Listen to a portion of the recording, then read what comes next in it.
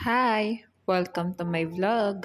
Ang video natin for today is Promilk Pink versus Nido Junior na parehas na pang 1 to 3 years old. Request nga po pala ito ng isa sa mga viewer ko. Maraming salamat po sa tiwalang ibinibigay nyo sa akin sa tuwing nagre-request po kayo ng review ng mga gatas.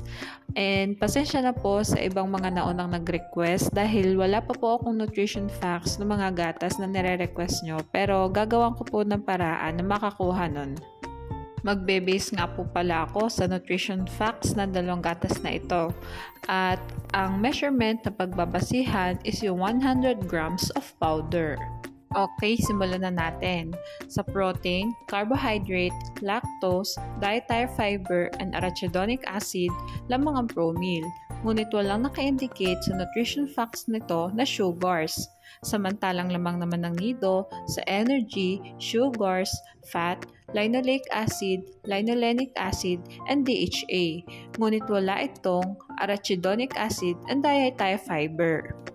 Pantay ang dalawang gatas sa first category. Sa vitamins naman tayo. Sa carotenes, lamang ang Promil Pink. Ngunit lamang naman ang Nido sa vitamin A, vitamin D, vitamin E, vitamin K, vitamin B1, vitamin B2, vitamin B6, vitamin B12, niacin, folic acid, pantothenic acid, biotin, and vitamin C. At wala itong carotenes. Lamang ang Nido sa vitamins.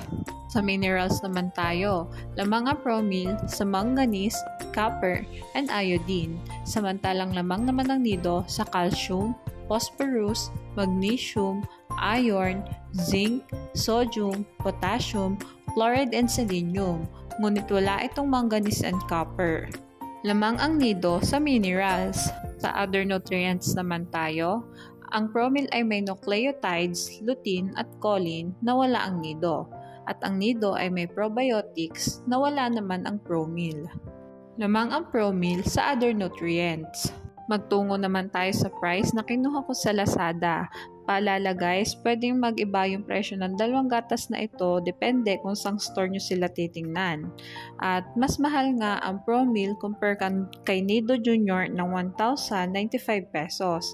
At reasonable naman yon kahit na mas nutrient-dense ang Nido compare sa Promil dahil mas madami namang content ng nutrients ang Promil kaysa sa Nido.